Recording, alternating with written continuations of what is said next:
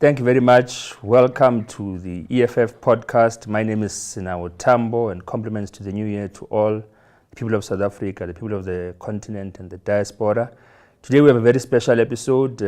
Next to me I have Umzilikazi wa Africa co-hosting, and of course we have a special guest, the President and Commander-in-Chief of the EFF. President, welcome and Happy New Year. Thank you very much for having me, and Happy New Year to you and Mzilikazi, and to all the progressive forces and ground forces of the EFF. Enjoyed the holidays? Yeah, it was a well-relaxed holiday. I was in Seychelles. Later on, I was in Silicon. Then I went out of the country and came back yesterday. So we can say you are rested and ready for the year? Yeah. So I took a deliberate decision to rest with the family. Yeah. Look, 2025 was hectic. I'm sure you would have seen Mzilikazi. For us, it was a year, busy one. That started off on a high note. Yep. So we wanted to hear from you, President. Maybe what are your reflections on 2025? What were your expectations for that year?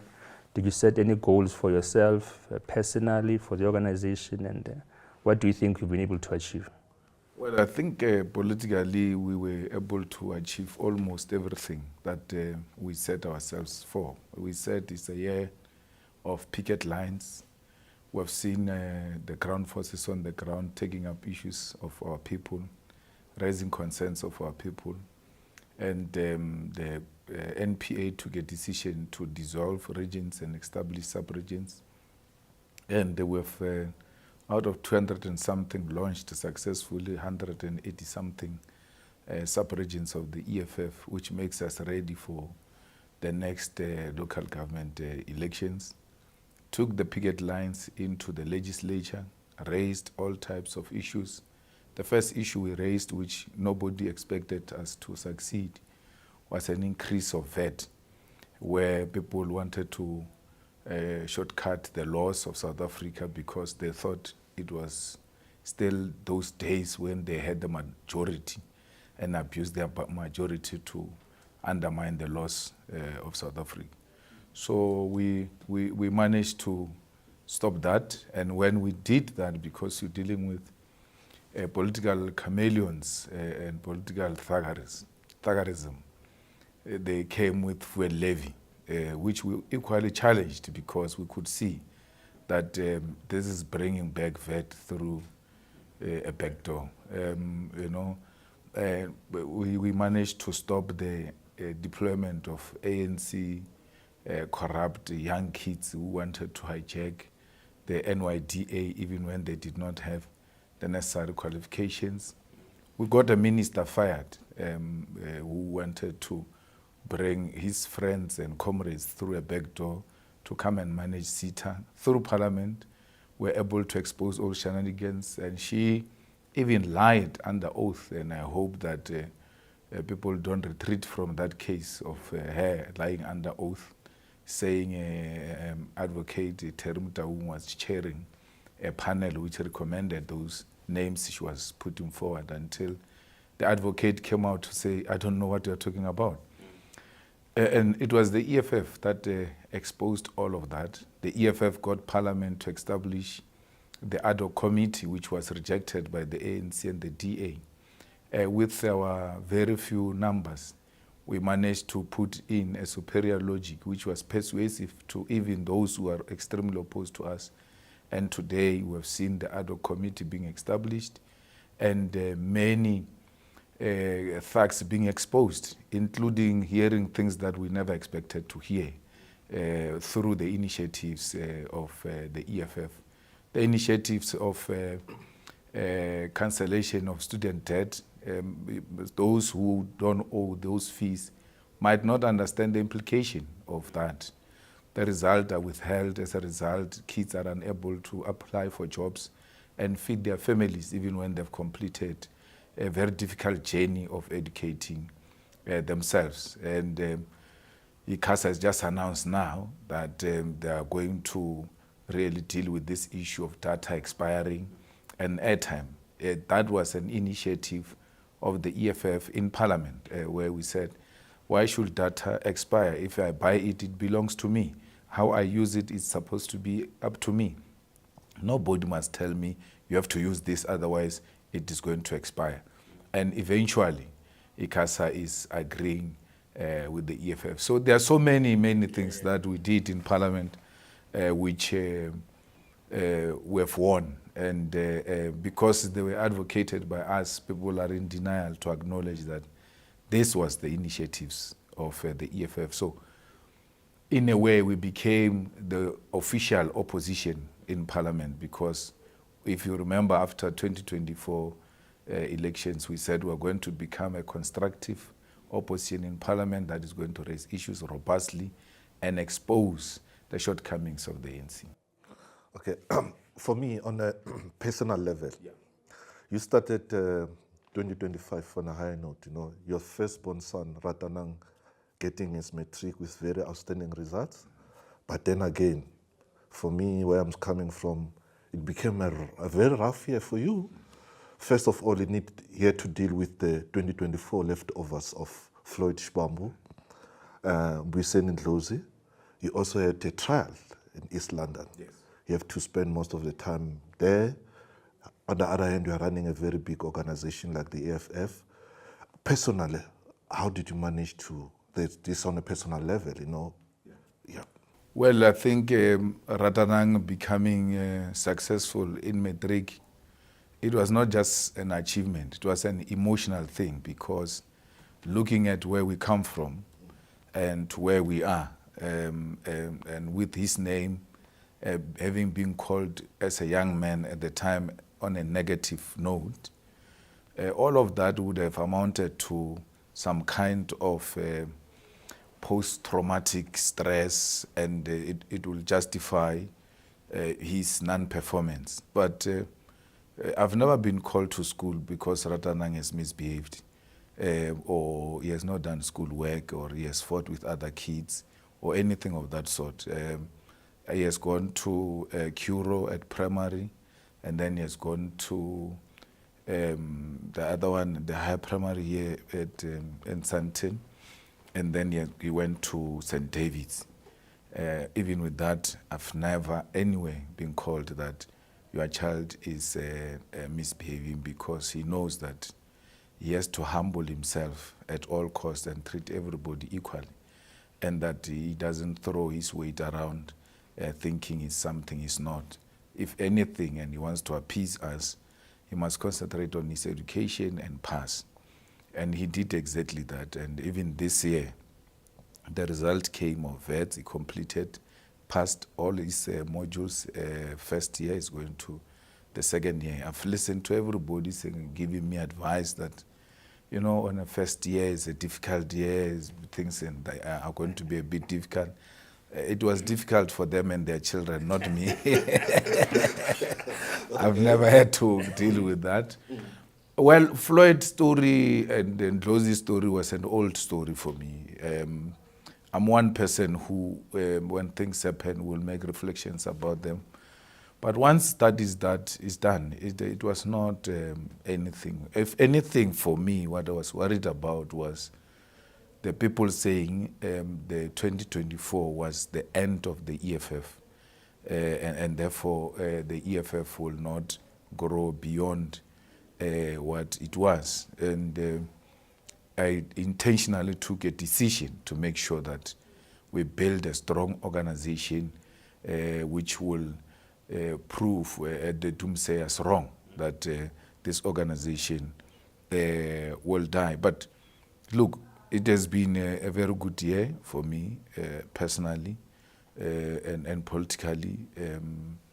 There are this and that. The outcome of East London didn't bother me. Sometimes I even forget about it, only to remember it when someone asks me about it, because it has never been an issue for me. Reason being that the law was not used to arrive at the decision of the court. It was an emotional decision, but also a political punishment, not for what I was tried for, maybe for the views I've expressed somewhere, somehow. And she has always had problems with those. And she said, yes, an opportunity to fight those battles that I've always wanted to fight with him about. But when you go on appeal, there are no emotions there. Her judgment has to speak the law. And in the absence of the law, it will not stand the test of time. So you will know, Mzilikazi, that when you are charged with a firearm and you are found guilty of having used this firearm to commit crime, that firearm is seized to the state once you are found guilty. The firearm in question has been released. The firearm that I'm told I fired has been released to the owner.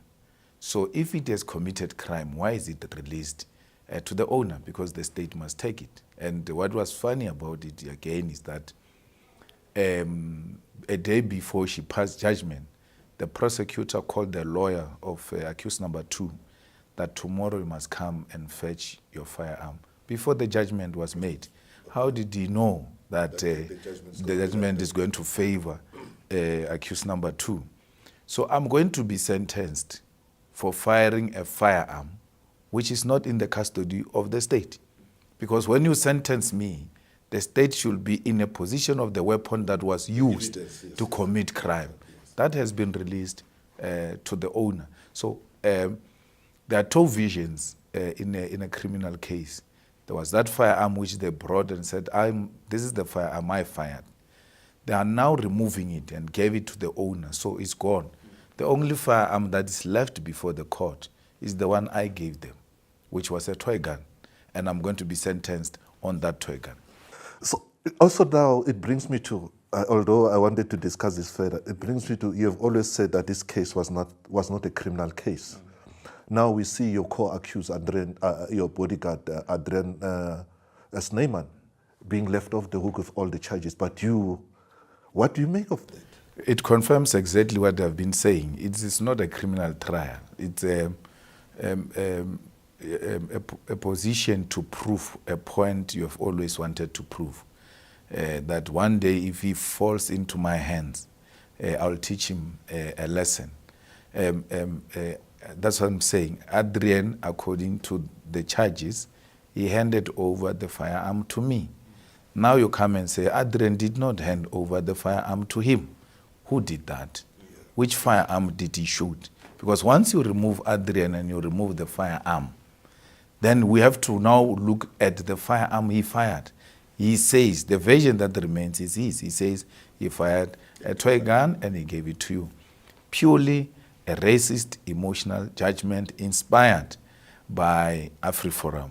And that's why AfriForum, immediately after that judgment, went around every Afrikaner asking for money, that please give us money because it will help us to nail Malema. So it's a political issue altogether. And hence I'm saying, let's go to the High Court. I mean, she struggled on her own to pass judgment. It took 3 days. On the second day, she was almost like fainting. It was our lawyers out of Ubuntu who said, can we please take break?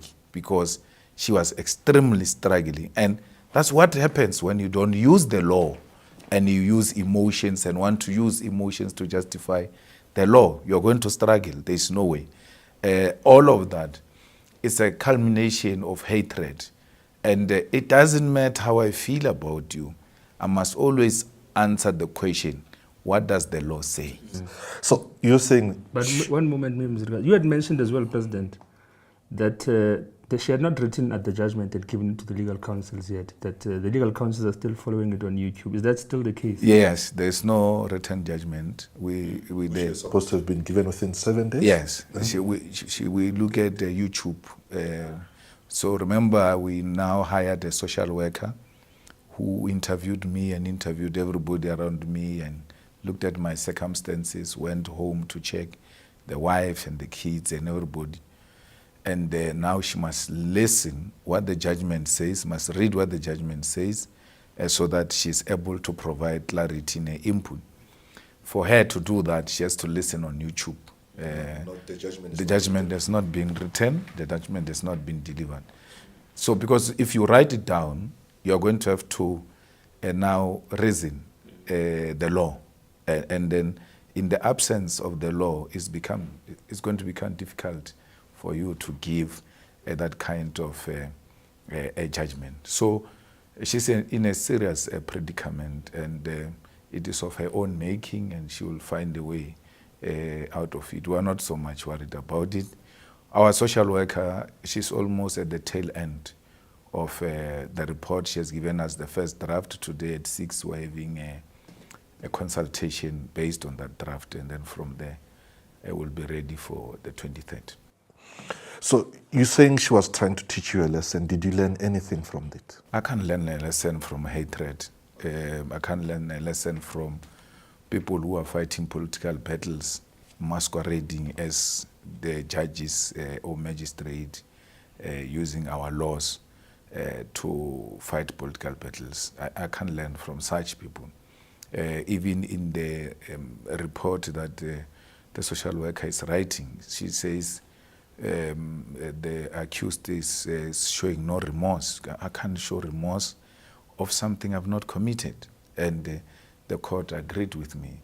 Look, she raised her head and said to accused number 2, accused number 2, on count 1, this and this and this, you are acquitted, not found guilty, you can go home. But she has to write, why is accused number 2 not found guilty on this charge? So when you do that, you are punching holes on the state case. And when you punch the holes on the state case, the same holes apply to Malema. Yes. And I can't go there, because if I go there, I'm going to have to say the same thing about Malema. So she has to give us reasons why accused number 2 is not found guilty. After you said you refused him 174 and said you have a case to answer. Accused number 2 refused to take a stand. I took the stand. You said I've got a case to answer. I took the stand. I gave my version. There are 2 versions on this matter. And he says, no, I don't have anything. I mean, no one said anything about me.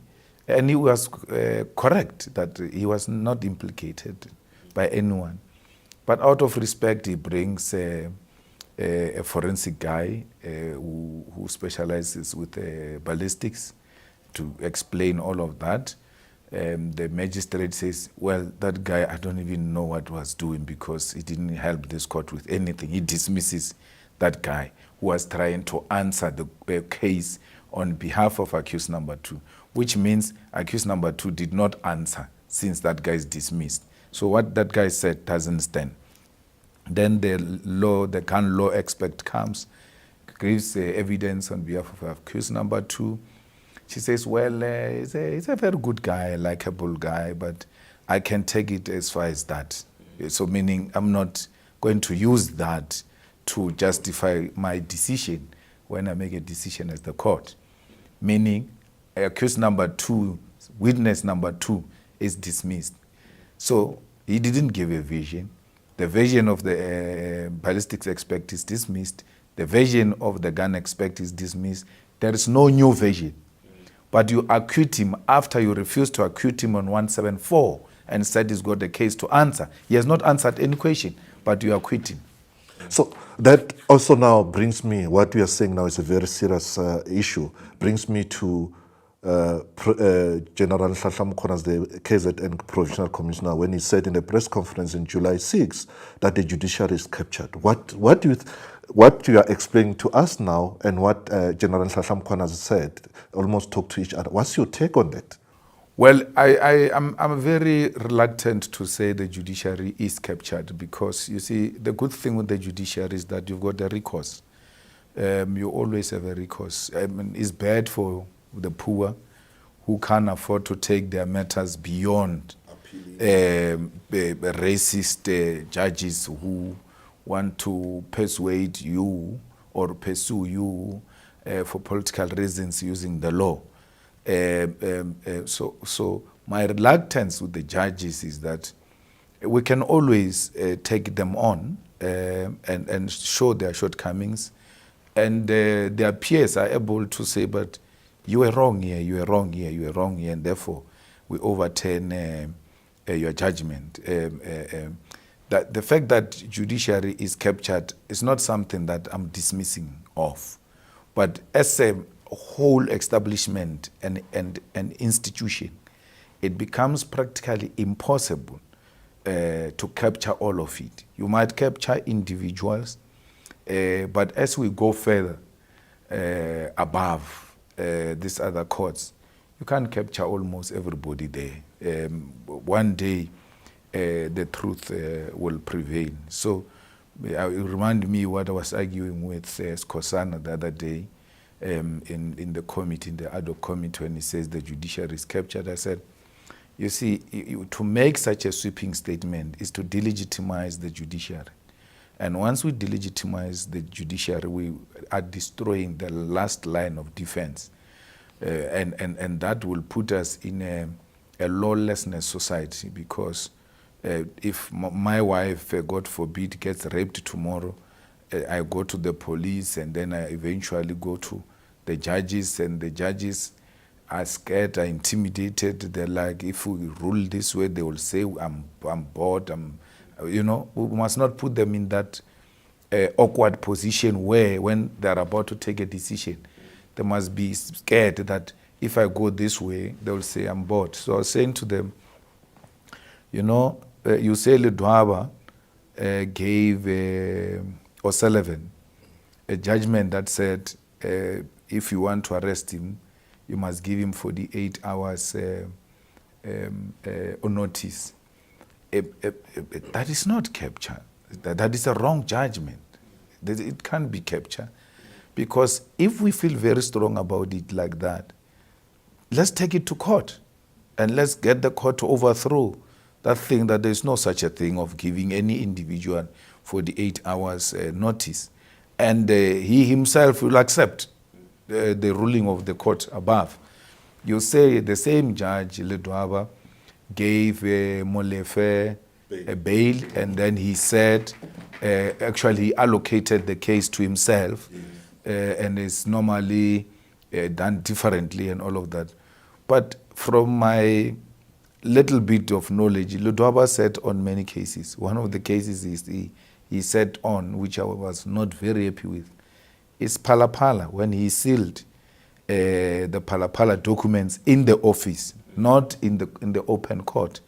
I was not happy with that, but I've got a recourse. I can take that on review and get the courts to say to him, you must release those documents, let the people see, because it is in public interest.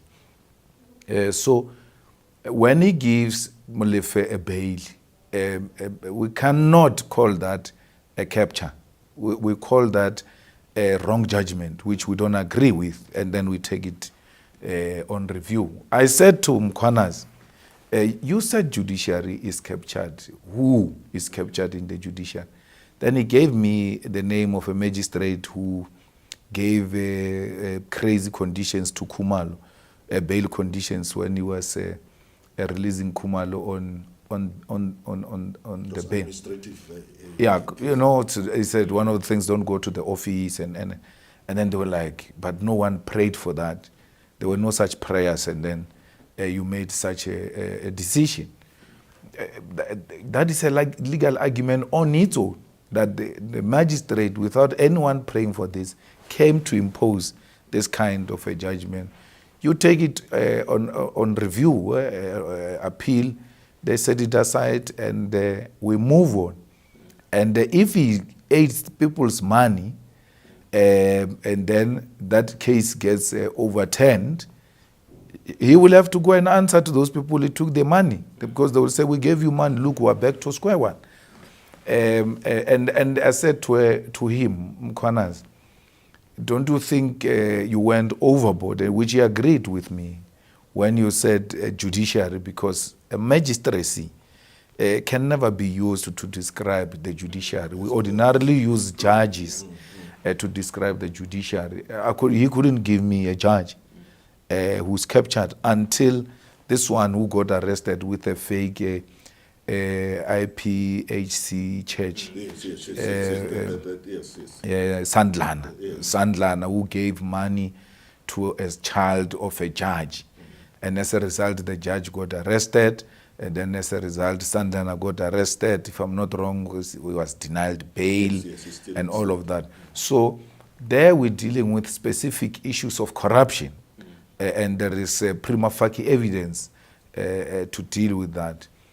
And when I said to Skosana, put a name, he says Julius Malema always says judges are corrupt. I'm like, I'm not a judge, put a name. You just said judges are corrupt. So let's not be rhetorical about the judiciary. Let's be specific. We did that with the police. We're not generalizing. We said we need that national commissioner who couldn't answer properly. Not Masamula. The one they went to raid. Sibia. We said we need Sibia, we need Ngabinde, we need Masemola, we're specific on names. And we're specific on why we need this one. We need to answer this, we need to answer this, we need to answer this. And so you say judiciary. And then men and women who are in robes, we start looking at them with that suspicion that this one might be bought. So then you delegitimize the judiciary. But it's not for me to say they are not kept. I think it's the same. There was claims, President, with the legislature as well. I mean, there were people who were saying that let's prioritize the Matlanga Commission over the parliament process because parliamentarians may be compromised. Yeah. Whereas when we encountered, for example, so-called compromised politicians, it was called out, Diane Kola Barnard, Fadil Adams, they were told to step aside. Yes. But people tried to cast a cloud on an entire process of parliament because of certain individuals. I mean, even your name came up, you missed certain meetings. They say you're missing them because you're associated with so. So maybe you want to speak to I wanted to ask you that you missed several sittings at ad hoc committee, but you said you had to take fatherly responsibilities. You have to go take care of the kids and all of that. What can you say when people are saying, no, this was deliberate, you missed them because you are close to Sbia, you are close to, you don't want to speak about Matlala, even though, because your wife's surname is Matlala, even though they're not related, all those kind of things. What's your take on that? You asking me this question, it's very painful to me because today I have to go to Cape Town. And because General Patlani is appearing before the ad hoc committee. Yes. And I looked at all options and I said, to avoid all of this, I need to go. But the problem is tomorrow. It's the first day of school tomorrow. Yes, I know. And I've never missed a single day of first school of my children because I still owe it to my kids as a father to be there for them, to nurture them and make them become good members of society because it becomes extremely humiliating to see the things that are attributed to Mandela family. And some people don't understand why the kids are behaving the way they did. Their father, their grandfather spends time in jail and therefore could not, transfer those humility, Ubuntu, and all kinds of good principles to them. So we cannot do the same thing when we're alive. So we need to balance both parliament, family, and the EFF, and the people of South Africa. Because you can't be there for people and then you're not there for your own children. Yes, yes. So I'm giving you that example. And if I were to absent myself tomorrow for that responsibility, I'm going to be accused. Why am I doing this? I've seen people being taken to school by their fathers. And I always envied that I wish one day my father can take me to school. Yes. And that my father did not do it doesn't mean I must not do it to my children. So and sometimes I'm not there because I have to deal with the EFF issues. Because I'm not going to sit in the ad hoc committee. It becomes so successful. When I come back, the EFF is dead. So I have to strike that balance. And all of those things don't reach me because I know it's a lie and it's a peddled lie by people who know that I don't know these people. I don't know Matlala. It's not related to my wife. But you know that as Africans, once we share surname, we are relatives, and we've always accepted it like that. But how they part, they can't. And what is even worse, there are Matlalas in Skukuni in an area called Nebo. That's where Ket Matlala comes from. Those are the Matlalas of Nebo. And then my wife, they are Matlala Tava. They are from this side, Yamashashan. It's the opposite side of where those people come from. So even when their names are the same, they are not from a same village or arrangement or anything of that sort. But people will not understand those minute details because they want to understand what they want to understand. And what made matters worse is one of my security detail guy actually worked for Matlala.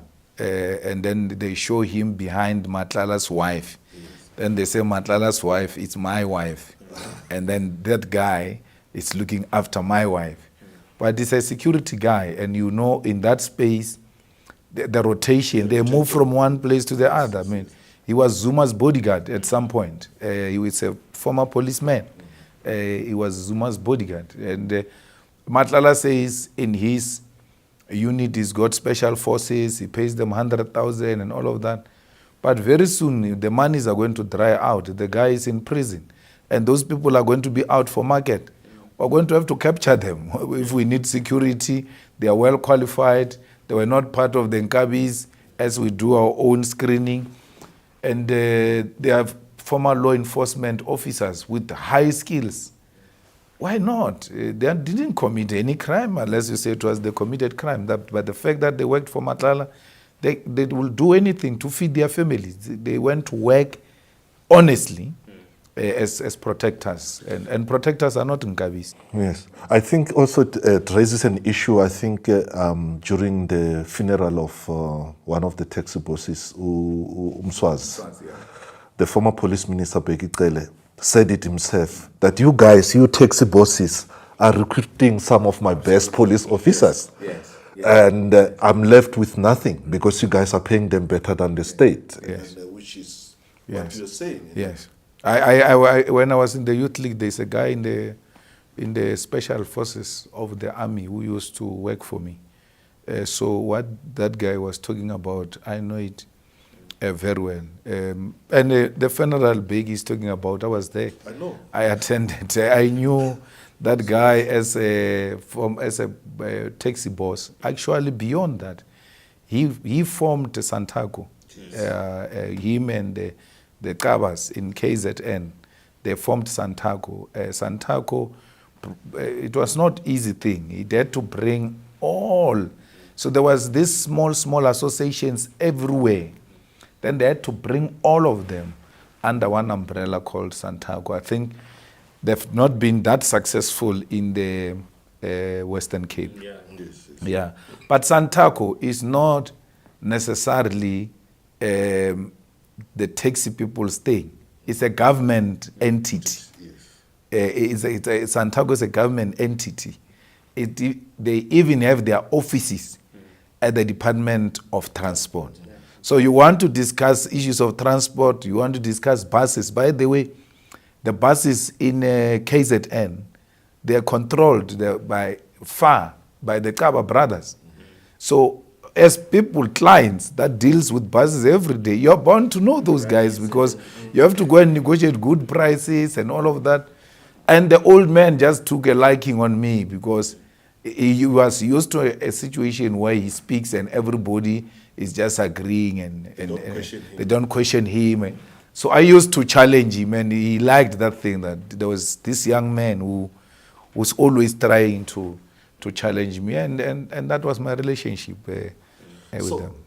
Yeah, second of that, like you mentioned, that sometimes you have to sacrifice your family for government work, AFF work. What's a typical day in Malema household when you are being the father? Because we've got boys, you know? Everyone. What's a typical day like, you know? Well, their mother will be going on with her own duties at home. Yes. And in most cases, she's the one who gives the children the primary care. Yes. To make sure that they bath, they eat, their routine. Yes. They know it's a routine, but they never follow it. So someone must make them to follow the routine. And I'll be sitting around the house trying to find out if there are areas where you can help, but also maintenance. Because I'm one person who says, I grew up in a township where a tap can get broken and then it drips water for the whole year. They just put a bucket there and say, this tap is just like that. So I'm like, I don't want those kind of things where you accept wrong things. When a door doesn't close, they say, no, you have to hold it like this for it to close. So I'm the one who make sure things are properly maintained, they're still in good condition. And I've got a good relationship with my kids. And then we'll go to the entertainment later to play music. My son, first one, likes DJing. I always say I'm the one who taught him, but he's better than me. So we just a normal family, and I always say to my wife, ordinarily we shouldn't be inviting people who are not familiar to us in this way, because remember, when you are there, you are in shorts, yes. Sometimes in vests, sometimes topless, sometimes without shoes. And then sometimes you swim with the kids, and the person looks at you and says, oh, this is a human being. And then start undermining you from that position. So to preserve that, we must make sure that those who are brought into that space are of a similar understanding that these are human beings, and therefore there's nothing untoward with what they are doing. I mean, there was a guy who was shocked, a friend of mine. Every time he comes to my house, he finds me at the lounge with my boys. And then when I come in, they run to me. He says, how do you do this? Girl, what do you mean? He says, this boy is running to you, sitting with you, and then chatting to you. Girl, but this is how it's supposed to be. He says, no. In our family, when our father walked in, we were running, we went into hiding. And then if he calls your name, you are in trouble, you are shivering already. No, I don't think it's supposed to be like that, because they go to Kumon. After the Kumon, they get given homeworks. Yes. If the mother is not there, they have to read to me. Yes. They have to write, show me, and I have to sign. At school, they give them homework. If the mother is not there, they have to come to me, read to me, I sign. And they get given books to read at home. They must read a book in front of me. And then if I'm happy, I must comment. And then if there is a new word that he discovered as he was reading, he can't read that word. He says, Dad, what is this? Then I read it for him. I have to write that he discovered this new word, and so on and so forth. So why would they have that kind of a relationship with me if they have to be scared of me? Because if they must be scared, all those words will sound like they're new. Because as they read, they'll be shivering, so scared, and will never know whether these guys know how to read or write, because they're forever scared. So we don't want that kind of environment at home. But how does that make you feel? Because you grew up in an environment where your father was not there. Yeah. To this day, you don't even know who he is. Yeah. Are you trying to compliment that I grew up without a father, let me be the best dad to my kids? Or is it because you think this is how it should be? This is how dads should do. The dad must not run away from their kids. They should be there for their homework, their kids' parties, whatever, and not just all those kind of things. Well, for both reasons. I think both reasons account for it. I did not have a father, and therefore I know how it feels not to have a father involved in your development. I mean, I started experiencing father figures when I was growing up in the movement and getting exposed to older men who will now say, no, you can't do this, you do this one, you do it this way, and all of that. My mother, with a limited education as a domestic worker, there are certain things of the street she might not have an understanding of how they work. So I was very fortunate that there's so many father figures around me who were able to intervene. There's a guy who's an EFF councillor in Polokwane called Fred Ramapagala. He's the one, if you want to accuse someone of exposing me to expensive taste of shoes, he's the one who bought me shoes for 3,000 rand. I was still in grade 8. So he bought me, he was saying, inspiring me shoes to go to school. But when I looked at this shoe, it was not for school. It was black, but it was for both casual activities and then for school. So many people have played that role, Boma Paulo and them. So as a result, I didn't grow up with my age mates. I grew up with old men. I'm meeting people of my age in the EFF. Even in the youth league, the people I related with were older than me. At school, the people I remember when we were at school, the old people were still allowed to come to school and be students. I mean, a person will go to school, to prison, and then he comes out of prison, comes to school, and you can see, this guy looks so dangerous. So, but all of those dangerous ones, I made them my friends, or no. These ones, I must not be very far from them because I don't want to be beaten by these thugs. But I also knew a little bit of English there and there. So we used to read dictionary, literally dictionary, to look for big words. And yeah, so when someone tries to challenge them, they call me, address them, and then I will be addressing those people. Then they became a protection. Because remember, I'm the only child. I have no brother I can call for when I'm being bullied by anyone. So I just had those fellows. So we didn't really feel the absence of the father in that way. But you will know that, you need that emotional connection with your father. But my strongest belief is that the family unit is what will lead to the unity of communities.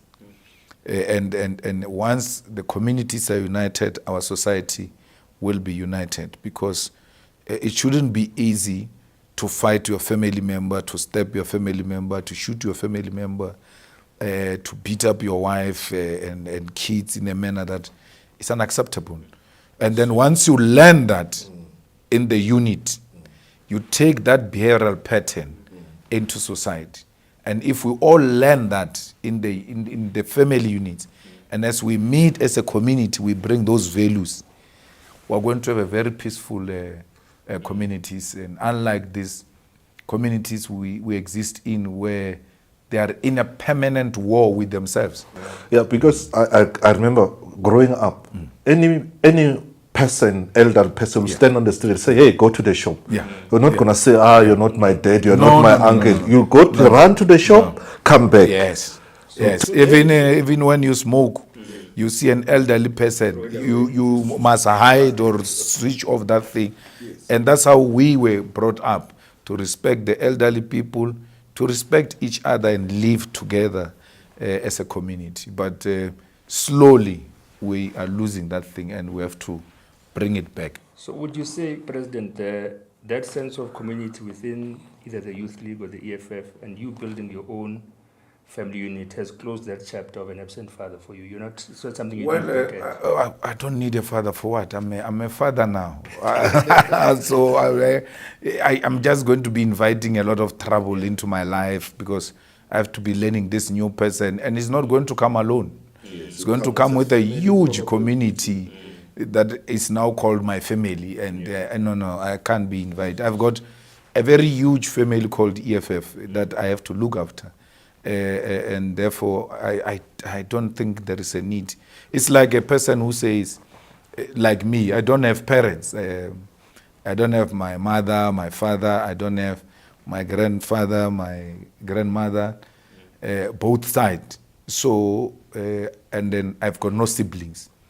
But I can't declare myself an orphan at this age. There is no orphan that is a father.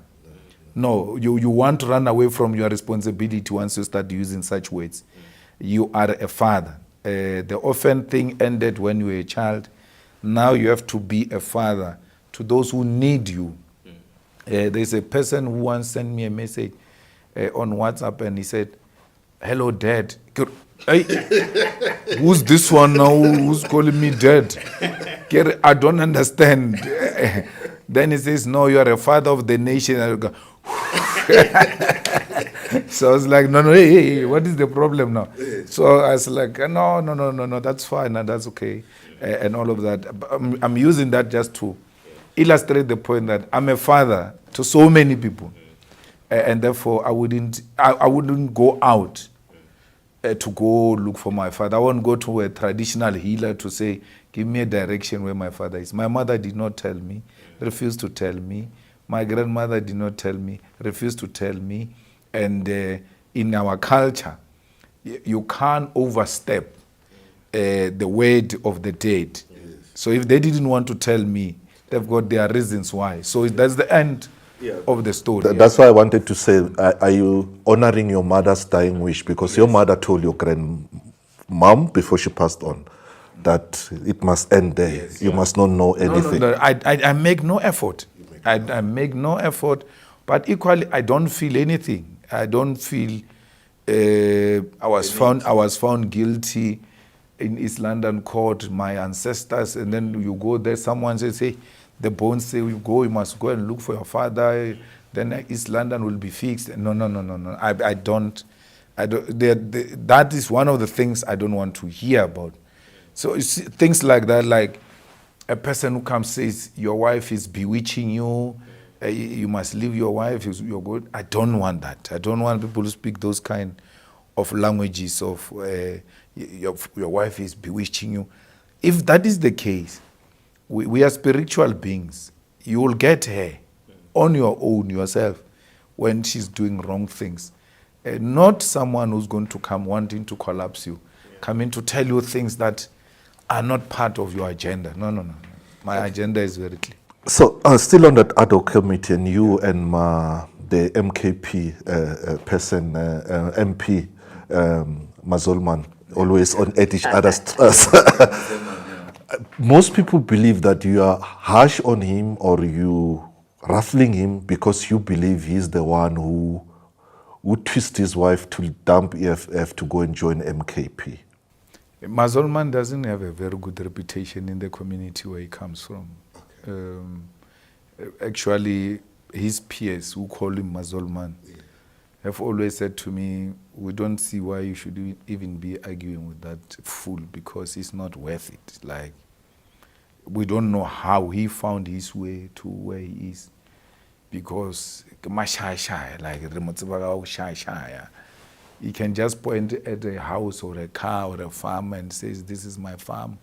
That those kind of people, unprovoked, yes. They just lie without being provoked. So I'm not being harsh on him. He has no organizational culture. Yes. He has got no meeting culture. He knows nothing about discipline. I don't think he even did the debate at school. No, I don't think, because you must listen to him as he speaks. He's not the kind that inspires you to want to listen more. I'm just, disagreeing with him on how he wants to deal with certain things. He has no meeting etiquettes.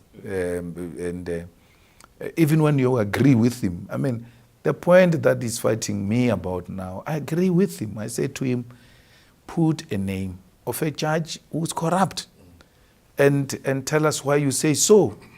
Once you win us over, I'm going to support you. I'm one person who's not scared. He says, no, you're scared now. That's why I said to him, you must go and ask your father in Nkandla if I'm scared. I made him to go look after cattle now. I said to him, on his face, he's going to look after cattle and he will be watching us on TV when he's at the village. It's happening exactly as I predicted it. So why would I be scared of a judge? But give me facts.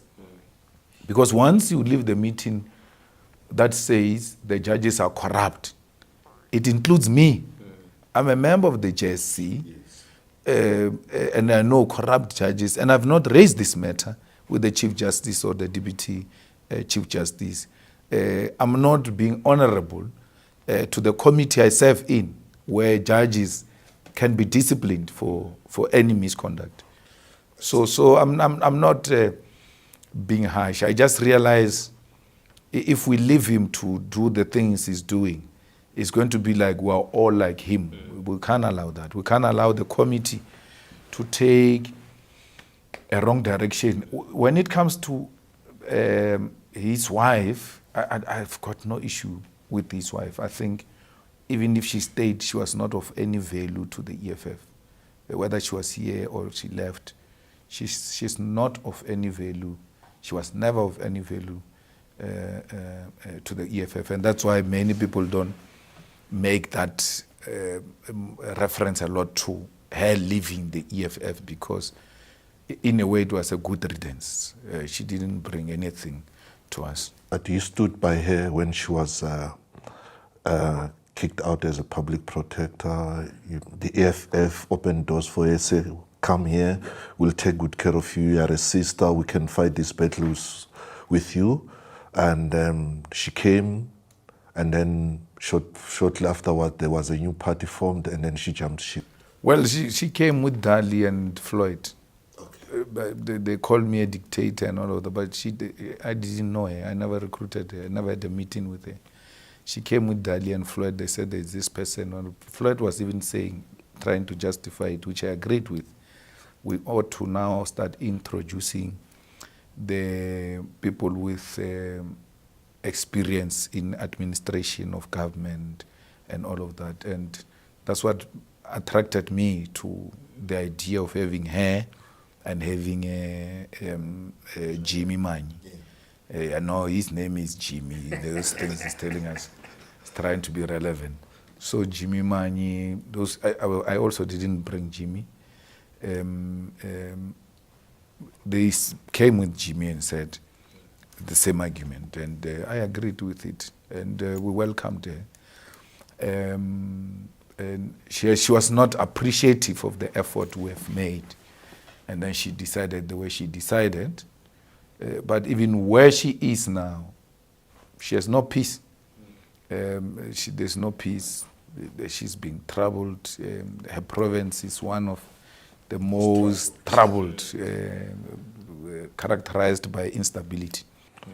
So you spoke earlier about how the EFF's work last year sort of made us the official opposition.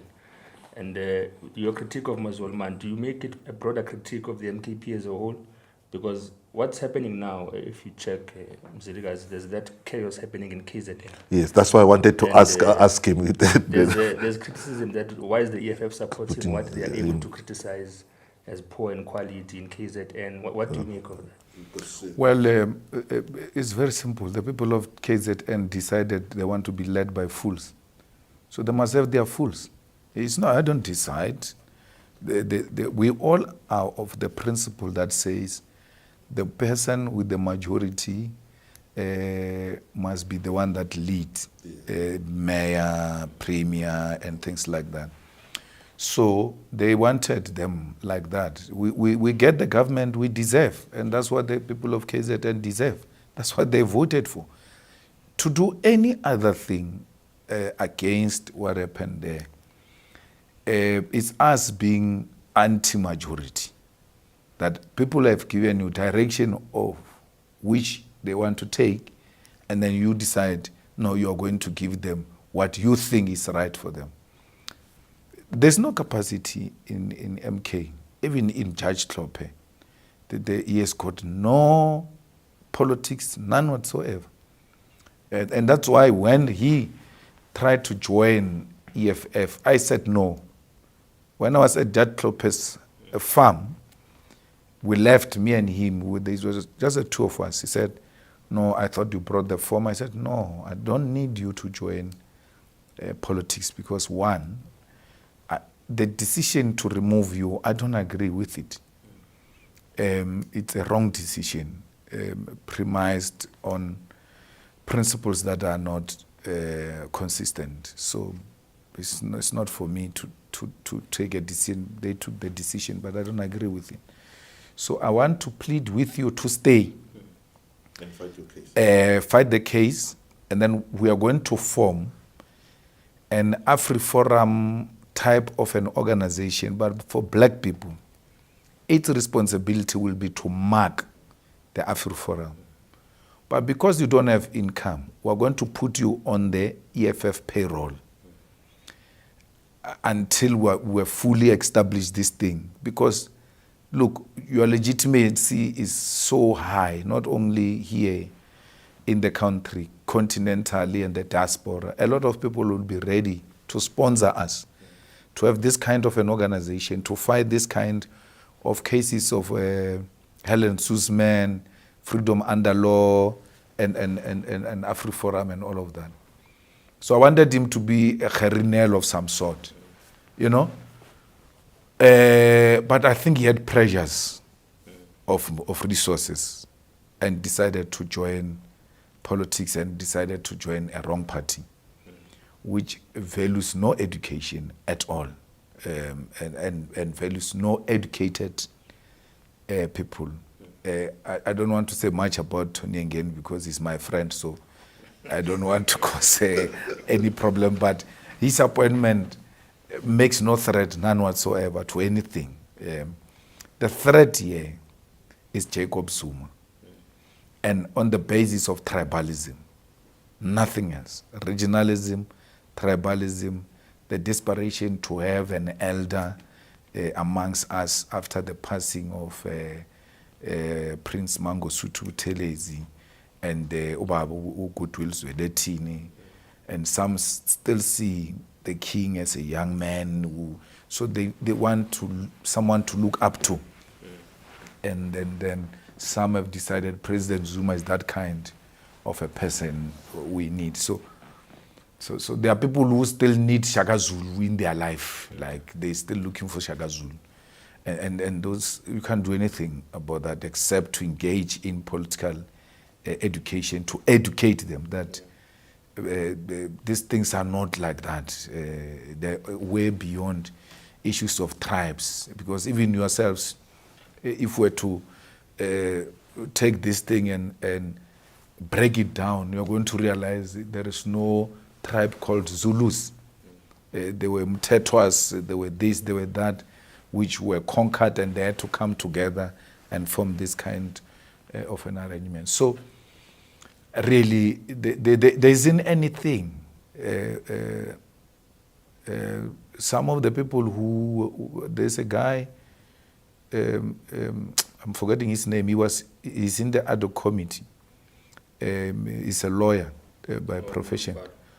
Nomval. Nomval was at our rally in KwaZulu-Natal, in the Moses Mabhida. Readily available to join the EFF. So those are the kind of people that you're dealing with, who have always envied the EFF leadership and thought they can be the EFF. But there's literally no capacity at all. So now people will say, but EFF is supporting MKP taking over the KZN government, which is, you explain it, is majority rule. But now, don't you feel that maybe it will be disrupting of what is going, because you said those guys don't have capacity to do anything? Don't you think, are you not supporting people like this, who say, are you not supporting anarchy and chaos? No, we're going to help them. For the sake of the progress of the people of KZN, we're going to help MK in running KZN. So we cannot allow KZN to degenerate. And the good thing is, unlike MK, there is law in government. You don't just do things there. Things are done in a particular way. And therefore, that is going to help us to run KZN in a manner that is required by the Constitution and the laws of South Africa, because we're not going to govern with Freedom Front Plus and the DA. We are ideologically apart and extremely apart from each other. But their historical role in making us to be what we are, our suffering and pain, is because of those people. And therefore, to still bring them into power and still honor Chris Hani. What do you mean? Because the Freedom Front Plus celebrated the murder of Chris Hani and regarded those who killed Chris Hani as revolutionaries. So what are you saying to Chris? What are you saying to Solomon Mahlangu and all of this? I mean, the people who hanged Solomon, some of them are related to Tony Leon. Tony Leon is the owner, co-owner of DA. Nothing happens at the DA without him. He's the one who fired Musimaimani. So those are the people you are saying, if we need a good governance, we must govern with the people who once collapsed the economy of South Africa, which they were running on behalf of 15% of the population. The ANC, with all its weaknesses, it has never collapsed to a point where we failed to pay our debts. So what capacity are we talking about? It's just self-hatred that Groenewald has saved so much since he went to correctional service. It's a pure lie. That thing was started by the commissioner. Those things of finitures and all of that, it was the commissioner who brought that stability and said, we cannot talk about correctional service when people are just sitting, eating. Let's train them so that they can live here with certain skills. And I was saying to the commissioner the other day, my problem is that you are training people who killed my father or my mother. You're making them lawyers, you're making them teachers, you're making them carpenters, and all of that. I cannot be a lawyer, I cannot be a carpenter, I cannot be anything. Because my father died. He's the one who was paying for all of these things. So this guy gets rewarded for killing my father. What do you do with me? So there ought to be such programs even for the victims. Yeah. We have no problem with them being trained and coming out with a skill. I know of many who came out with a skill and then they became very perfect. But what about the children of the victims of these people? So the commissioner has been doing very well there. How can you turn around that thing in less than a year? You know how slow government is. They get used to do things in a particular way. To change them, it becomes very difficult. He inherited a functional department which is run by a black brother. But they will never tell you that. They now took all of those achievements of a black brother and gave them to... Tuakhala has been there long before. Yes. They gave him... They now take his achievements and give to the politician. And the typical him, the professional civil servant, is not in competition with politicians. It's like if the minister shines, the department shines. So I don't have to be competing and creating an impression that, no, you're lying. But those who know the truth like us, who must be able to tell that it's a lie. It's not true. It's a lie. So, even the KZN #1 results we're talking about now is not an achievement of these people. It was systems that were established well long before this provincial government of unity came about. So talking about the KZN now, let's look at the government of national unity, where you mentioned you lambasted the DA being the EFFA, Freedom Plus, and what's your take? Do you think it was a blessing for the EFF not to be part of the NGU? It was. You know, revolutionaries are not rewarded with money and all kinds of material benefits, are rewarded by standing with their principles. that even when there was an opportunity for political expediency, you refused and stood your grounds and said, I'm not going to be part of this. I mean, you should be ashamed to have a Gayton Mackenzie as a minister with no, a little bit of morality to occupy the kind of office he has occupied. And you must go and sit in that kind of government. They've done us so bad that they're prepared to sleep with criminals, convicted criminals in government, and say, these are ministers. Ministers are a reflection of the kind of society we are. And that's Gayton. Gayton is the one who defines us. He defines us as to who we are. So you must never be desperate for power to a point where you are prepared to kiss frogs because you want power. So we refused. And I think that's what led to some of these disagreements and people leaving the EFF to MK because they thought it was a shortcut to power. I don't believe in shortcuts. So I don't believe in quickie. I believe in longevity. You have to be long. This thing of quickie, and I want you to have a stay in power. Yeah. So we decided, well, let's play an opposition role. And in municipalities where we are allowed to participate, let's put in our young ones to gather the necessary experience, so that when that time comes, at least some amongst us have got an experience of how certain things are done. So, in terms of, perhaps this will be a discussion within the EFF. Yeah. Going into local government elections and post, would the EFF maintain the same posture that we can't work with the DA and the Freedom Front Plus? But also additionally, President, we've seen there's a new culture emerging of mayoral candidates being the faces of campaigns. Is the EFF thinking along the same lines, but also considering now our experience of the GNU and where we were not part of that? Would it be the same posture? Well, it's a principal position to a point that whoever is going to work with us will have to give us mayorship. And if you don't give us mayorship, we're going to stay out of it. So you guys can battle it out. Don't involve us. We can't vote for DA or Freedom Front Plus. It's the same principle we took in 2016, which made the ANC to be where it is now. We made ANC lose metros. We could have voted with them and given them. We said, no. When they refused to include us, we said, okay, that's fine. You go ahead. And that they still don't acknowledge that point, that this could have been corrected and we accepted EFF's offers at the time of 2016. So it is unacceptable that we should have people like Dr. in Ekurhuleni as a mayor and not have Dunga as a mayor in Ekurhuleni.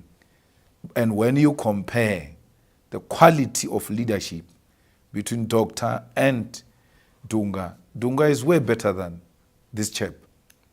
Dunga came in briefly, stabilizes the finances of that institution, made sure it gets a clean audit, made sure it recovers some lost monies and all of that. When they came in, they can't pay service providers.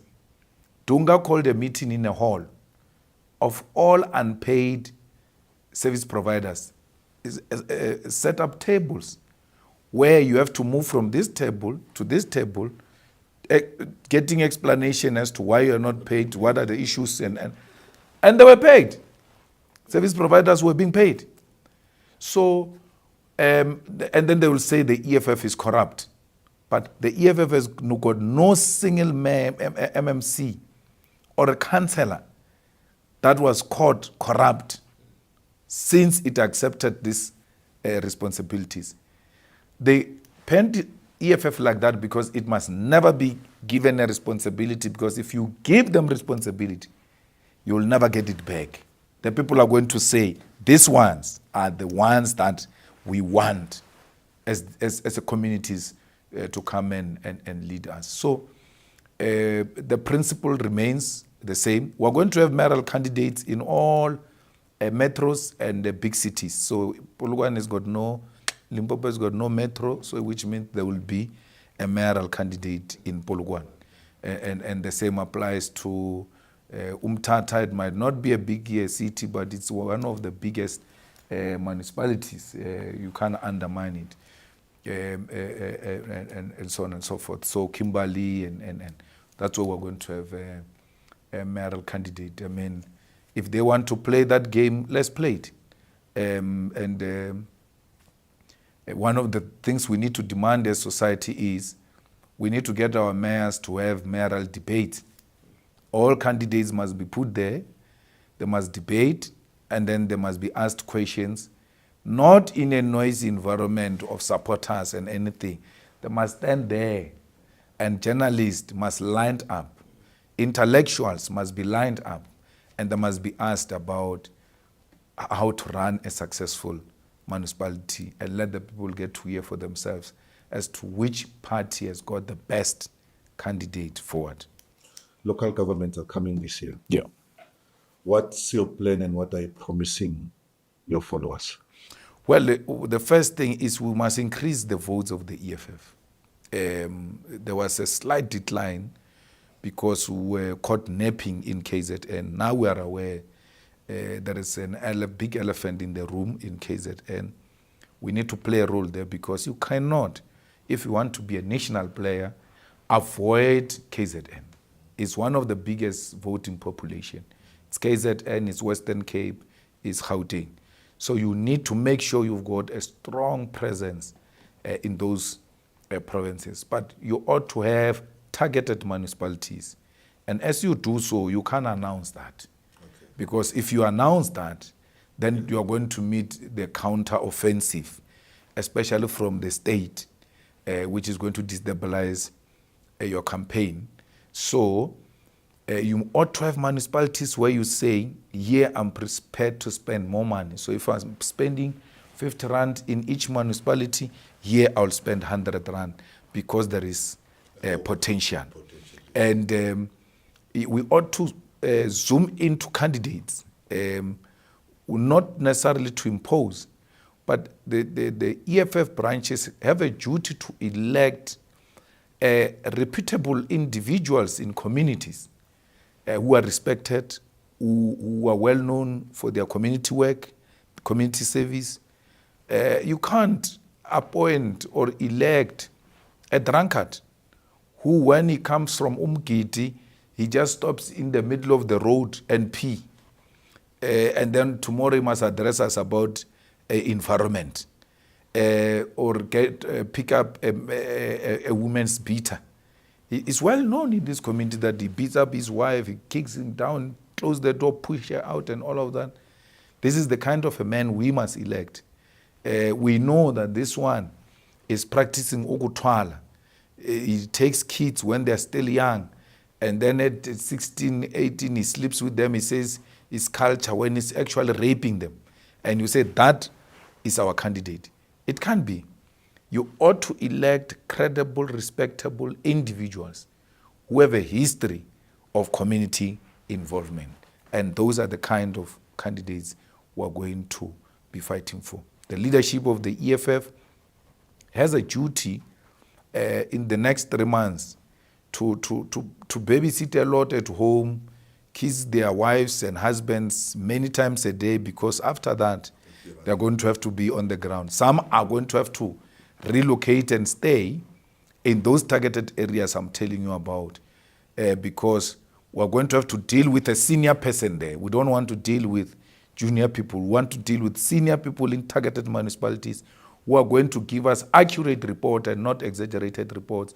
And when resources are deployed there, we're actually satisfied that these resources will be used optimally to ensure that the numbers of the EFF increase significantly if we don't win that particular municipality. Speaking of numbers, President, I mean, we know January 8th is usually the statement event of the ANC. Since you've been in the youth league, you would know that it's where they set the tone politically.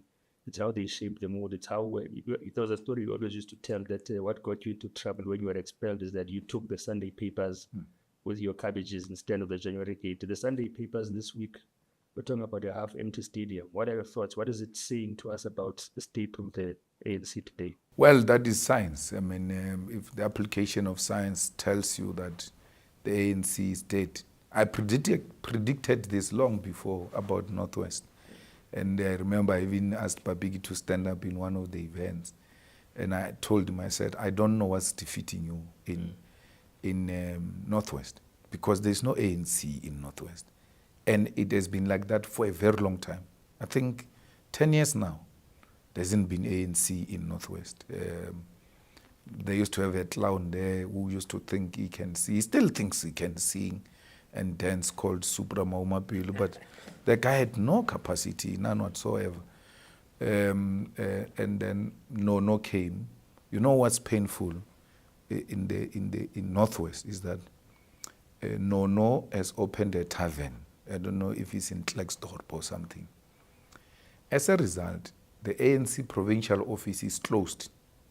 They are operating from there, from that tavern. MECs go to the tavern, Premier go to the tavern, including national leaders who are deployed in Northwest. They meet at Nono's tavern.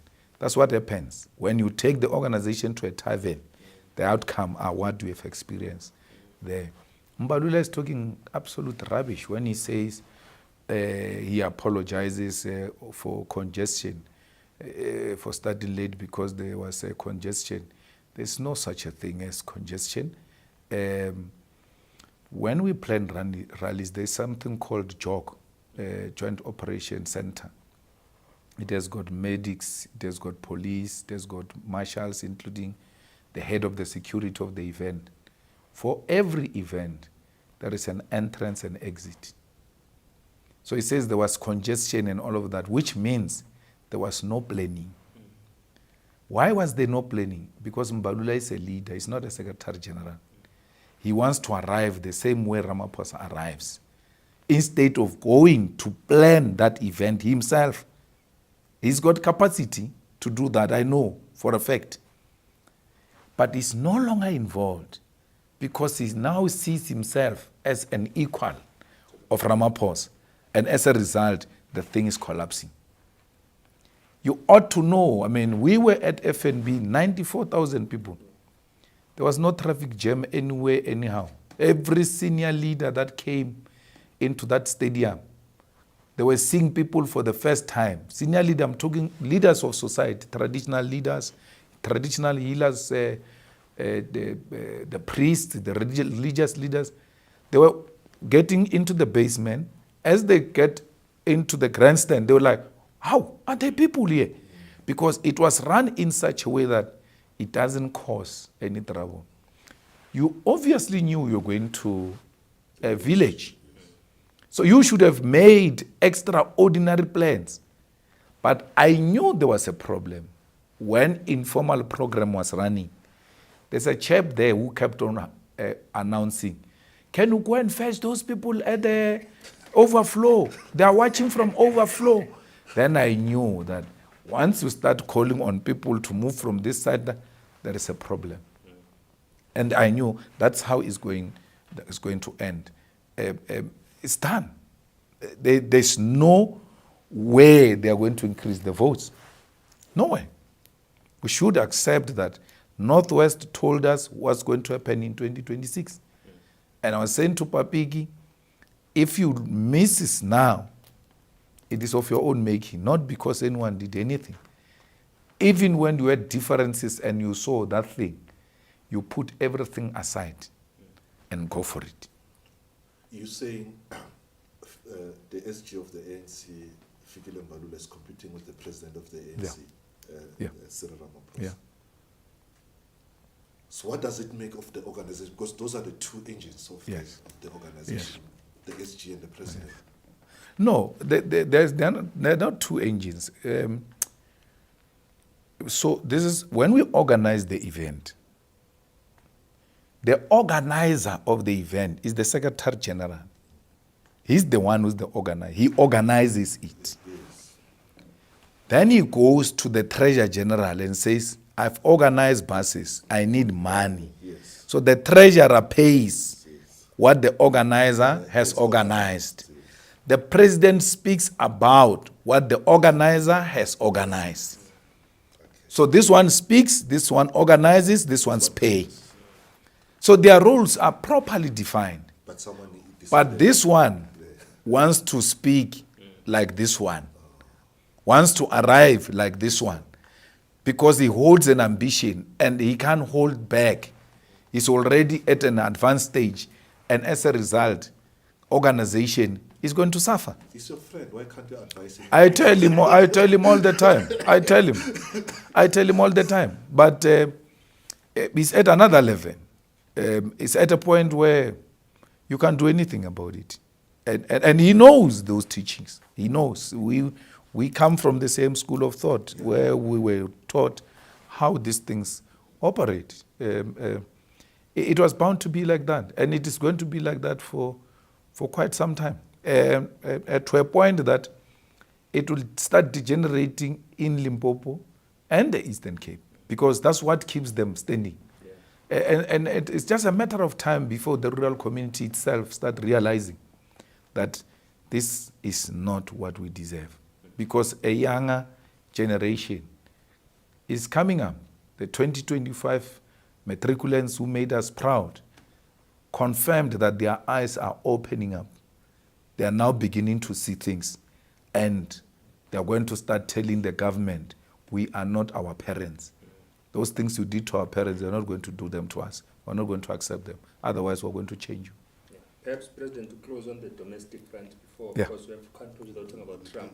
Yeah. You're speaking about how the Eastern Cape particularly is one of the provinces of support for the ANC, which it still relies on. In the press conference you had last year, you spoke about its importance to the EFF and how we're going to zoom in and potentially invest a lot of money there. What is it that you've seen? But also, secondly, you're speaking about the new generation that is going to possibly see the truth for what it is. And if we can recall, and some people can look it up, the Ipsos did a poll around 2024 where it said the voter base of the EFF is shifting from the traditional working class and to the middle class, educated type of classes. Are you not afraid that maybe we'll shift too far from the working class and become dependent on this emerging class from the universities? And also, what did you see in the Eastern Cape that made you think that let's invest a lot there? Well, Eastern Cape is very backward. You want to talk about mud schools, you find them in Eastern Cape. You want to talk about pit toilets, you find them in Eastern Cape. You want to talk about the roads. I mean, Andile Lungisa's mother passed away. I was in East London in court, came back, and then to devise a means to get to his home, the plans were just practically impossible because the roads are not proper. No proper houses. If you go to Limpopo and look at rural areas where people are building for themselves, not relying on government, there's no such a development in the Eastern Cape. So they are exploiting that to say you must rely on social grants. That's why there were drunkards there in Eastern Cape. We even composed a song about 350. Ramaphosa loves them. He gave them 350. Such a dehumanizing amount of money was praised in the Eastern Cape, and they realized that they can fool the people of Eastern Cape. But it won't be for that long until our people realize that this is not what we deserve. The situation is very bad. Even children are dying of hunger, starvation in Eastern Cape. And therefore, the Eastern Cape leadership and ourselves can't fold our arms and not intensify in educating society in that part of the country and make sure that they have opened their eyes and appreciate that social grants are not the beginning and the end. And that's why Gwede Mantashe will speak the way he does, because He comes from Eastern Cape, and he knows that they can do as they wish and nothing will happen. There will not be any kind of consequences. To call the young people of South Africa lazy, that they've never applied for jobs. A man who has never applied for a job himself got integrated through TEBA arrangement and found himself working underground. But want to come and educate us about submission of CVs and looking for jobs. You know, to have a more strong support in Bryanston than in Alexander does not constitute a shift. Because the working class is not about to what extent are you educated. Your class is determined by your relationship to the means of production. So the people in Bryanston, in Midrand, and the people of Alex and Tembisa are the same when it comes to the relationship to the means of production. They are not owners of the means of production. What does that include? Amongst other things, it includes ownership of land. It includes ownership of banks. It includes ownership of mines. It includes monopoly industries and any other strategic sector of the economy. None of them. And the Bryanstons ones understand our language much more better because they are driving beautiful cars, staying in beautiful houses, but deep down they know that they do not own those houses and cars. So our message speaks to them more than the one who stays at home, doesn't own a car, doesn't stay in an apartment. When you say that apartment you stay in, you don't own it.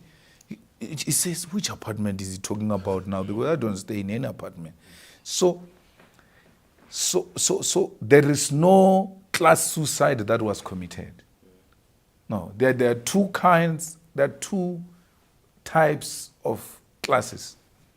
It's the owners, the bourgeoisie class that owns the means of production, and the working class that doesn't own the means of production. Then you've got these ones who are in the middle. They are not a class, they are a strata. They are neither owning or not owning. Some are seeking to own. They're trying to own. You know, they hold that ambition. I always cringe when Mashaba says he's a capitalist, and I'm like, I don't think he knows what being a capitalist means. There are very few capitalists in the whole world. I don't think there are more than 10. If they are, not more than 20. So he just calls a concept without understanding what it means. He's not a capitalist. The same thing as Sir Ramaphosa. You can call him a billionaire and say whatever he wants to say. What does he produce? What does he own? That makes this economy to shift. That if Ramaphosa is disrupted, the economy will collapse. Nothing. Nothing. So we cannot, even here in South Africa, there are so many few of them. It's the Minel, it's the Oppenheimers, it's those Stellenbosch ones, very few of them who owns the means of production. The rest of us are selling our labor to these few who are owning the means of production. So the EFF is still right within its constituency. And it has made a shift from lies which were spread, that is lying and misleading the uneducated. We now are proving it scientifically that would not exist only for the illiterate people. Hence, the universities, all of them, literally all of them, are EFF. And that's where the young intelligentsia is found. That's where the questioning mind is found. That's where you ought to make sense. And the kids in institutions of higher learning, all of them, even in FET, have responded by saying the only thing that makes sense is EFF and nothing else. Trump, I mean, every day we woke up during December, if he's not bombing Nigeria, he's bombing Venezuela, he's kidnapping the president. What do you make of it? He posted, I think, day before yesterday or so, that he's now the acting president of Venezuela, you know? Yeah, that's what you get when you elect the politically illiterate people to lead society. A lot of people make stupid mistakes and say we need a business person to be a president of South Africa. Politics are more complex than that. And Trump is such a typical example of electing so-called successful business person who has got no basics of politics. Because in politics, you also learn diplomacy. You also learn sovereignty and how to relate with other nations.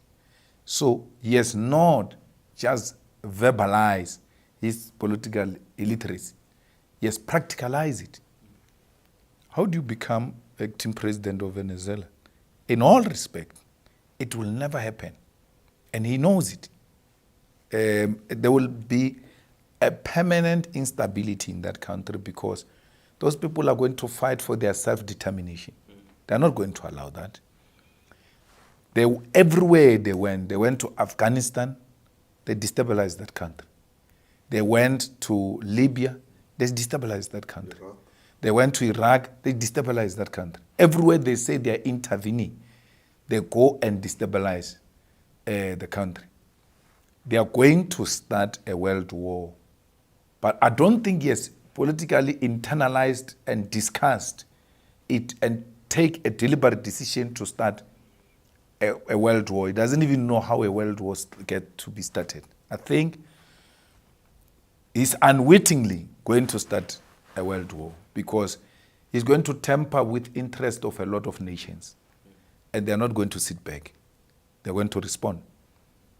And the art of war teaches you that you can't open so many battlefronts. Yes, yes. You can't be fighting everyone and expect to win. And then become worse. Start fighting even your own inside. Yes. You will have instability inside and you will have outside forces also turning against you. You can be this superpower, but those resources are limited. You're going to be fragmented and be fighting in all fronts. And the next thing, the resources get depleted and you get defeated. But that doesn't apply, it doesn't think about it. More especially when you're looking at, like, it's just about 5 months before the World Cup and Yeah. America is co-hosting the World Cup with Mexico and Canada.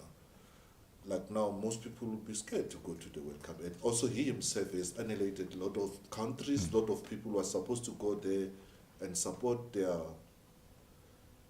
So it tells you that he politically is not mature. Yes, but South Africa, Bafana must officially withdraw. SAFA must take a decision to withdraw from having anything to do with the World Cup that is taking place in America. When a country starts disrespecting international law, which declared that apartheid is a crime against humanity, and other people still wanted to trade with South Africa, a lot of countries refused to trade with South Africa because it was violating human rights, it was violating international law. So we must boycott the World Cup in America and boycott anything that has got to do with America, because we cannot sit back and allow a person to destabilize the world and it becomes business as usual. That is an act of cowardice. But now with his, Trump's friend, Elon Musk, Yeah. has been trying, using backdoor, front windows to bring Starlight into South Africa. Well, we shouldn't allow that. He's not fighting to bring the Starlink because he wants to he wants to give us access to network and all of that.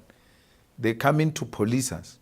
They're coming to create regime change. The white people realize they cannot take it through a ballot, and they are now engaged in illegal, unconstitutional method to destabilize this country so that eventually they can take it over.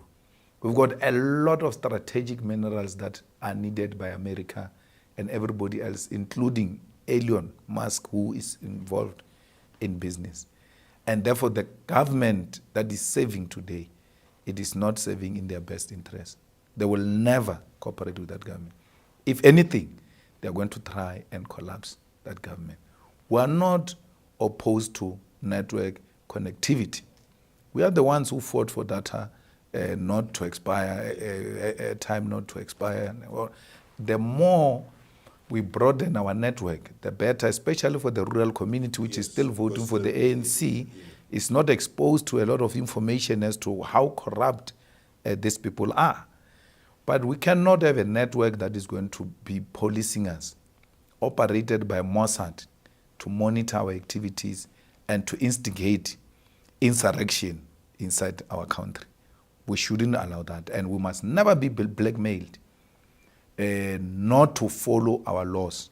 Our laws are not racist or are not discriminatory. Are simply saying, let's pull those ones who were left behind to come and be at the same level with us. The BEE is not going to be a permanent feature.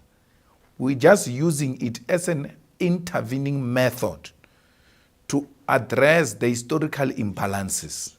Once that is achieved, we can have a conversation about, do we really need this law? Because now our people are at a point where they can equally compete with their counterparts without being disadvantaged by the fact that they are not exposed or they do not have the necessary resources to compete, as it were, at that level. So I think it's something that all of us, we must put our political differences aside and say, Musk, as long as it's not compliant to the laws of South Africa, he must never be allowed to enter here, and no special law must be made for Elon Musk. So we saw one minister trying to smuggle a gazette that allows Starlink to come in here and then all of that. And what does it say about this country? The president never said anything about it so far. Well, it's a GNU. The president is trying to tread very carefully, but that was wrong.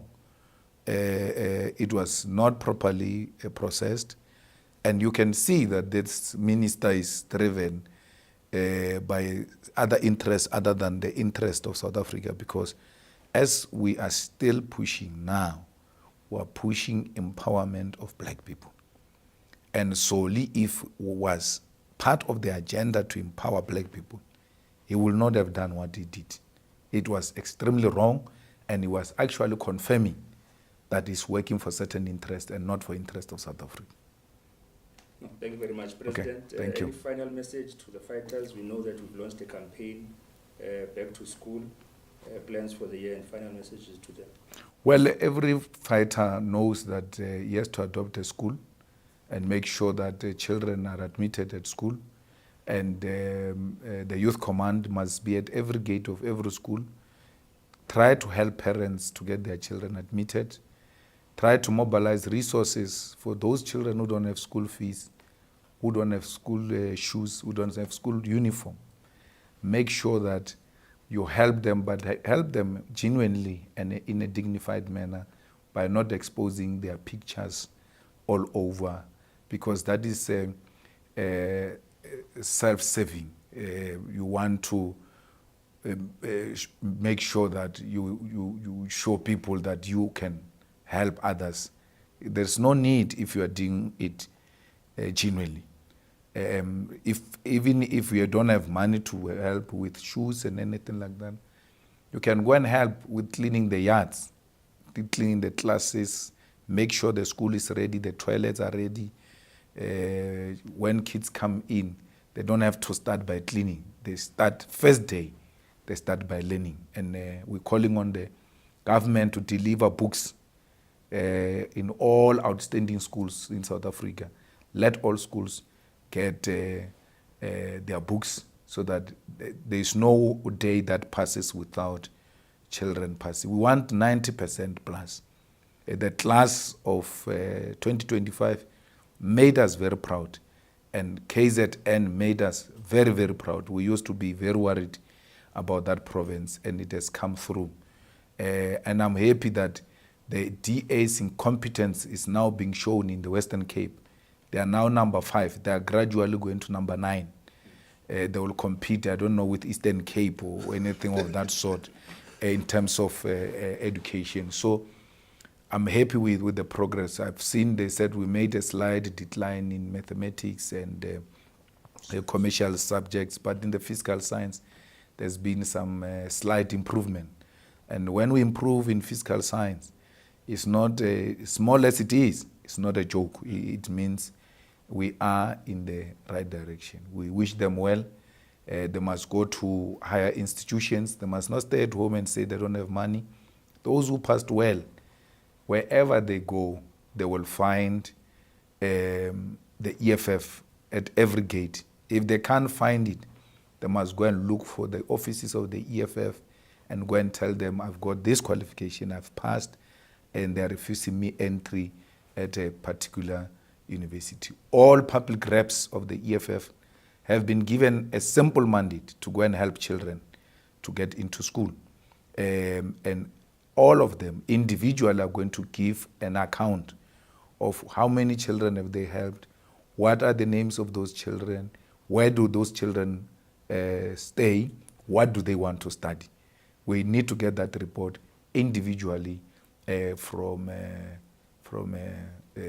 our public representatives. And lastly, we have taken a decision that this year, every Friday before you do your podcast, I will have to give the state of the nation briefly before the podcast starts. Every Friday, I will have to communicate with the nation through the platform of the EFF on how certain things that are taking place in South Africa are being dealt with by the EFF, and also to elevate certain matters that are currently taking place in the country. We wish everybody well, and let's all go and work and build and strengthen the EFF. We need to win these elections. It's do or die. If we fail this time around, we're gone. We must all go and look after cattle and mukokoroshi, hard-bodied chicken. Thank you. Loud and clear. Thank you, Mzilikazi, and thank you for tuning in. Remember to subscribe to the EFF YouTube channel and follow us on all our social media pages. Till we meet again. Thank you very much.